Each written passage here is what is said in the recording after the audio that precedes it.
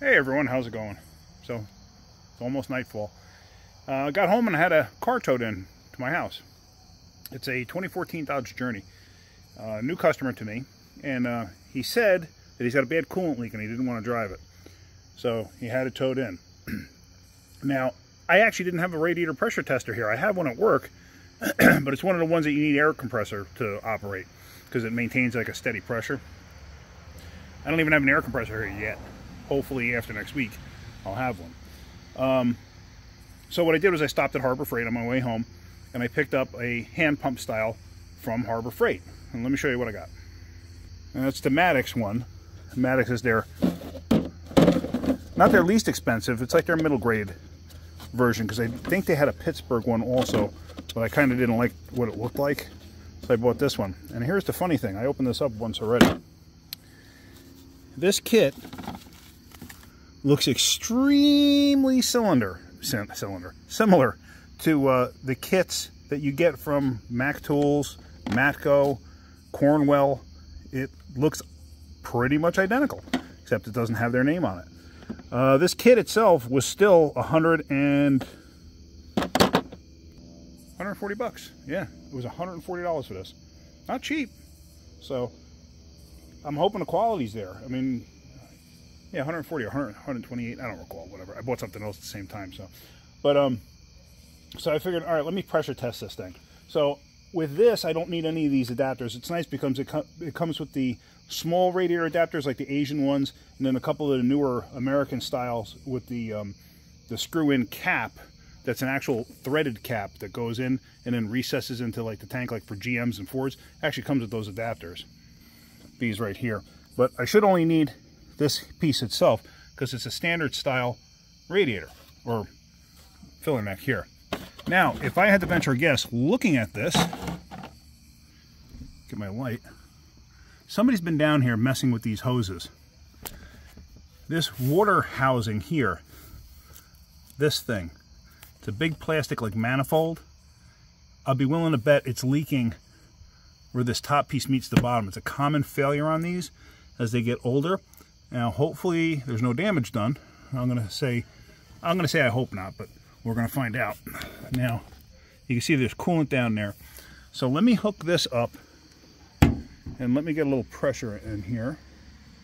Get my light set where I can actually use it. Also, the radiator cap, if you look, you see how it's swelled here? If you're ever taking a cap off and you see that this seal is swelled or whatever, just replace the cap.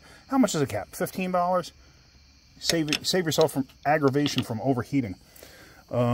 So, let me undo this. Knowing my luck, I'll knock it over and make a gigantic mess. I put straight up water in here. I'd rather put in straight up water to find the problem, because I can always change it out later. Some people say use distilled water, but you know what? Oh, I opened the door before, so that's usually what happens is after it sits for a little bit, like one of the recirculation door or whatever, sometimes they'll set themselves and do that. All right, so let's get this set in place. Oop. Oh, Gigi sees a cat. She's not happy. All right, hang on a second. Let me get this set in there. I can't do it one-handed. There's a kitty right over there. That's what she can see. And she don't like kitties. Except our little kitty. She likes our little kitty because it's ours. So, in case I didn't mention, the little kitty, I guess he's probably about 5 weeks old now. His name's Diesel. We decided on Diesel. It just kind of fits him. So that's what we decided on. So let me pump this up. This gauge, exactly the same as a Matco. Exactly the same. So I see no difference because I used to use a Matco one that was Moe's. I used to use his all the time. So let me pump this up. Kind of hard there again, one-handed. Hold on one second. Let me pump this real quick and then I'll show you. Okay, and there you go. Let's come down here. Let's take a look.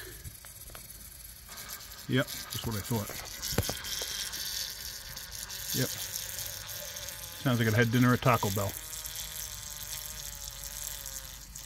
can actually see it running out the back. Okay, so we're going to have to order that tomorrow.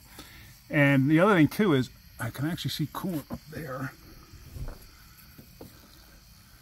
So those hoses are leaking, but they're kinked. It's like somebody really didn't do a fantastic repair here. So I got to see what's available for these hoses and do a proper repair here, because I'm not going to just fix one thing and leave the other. We're going to do this right.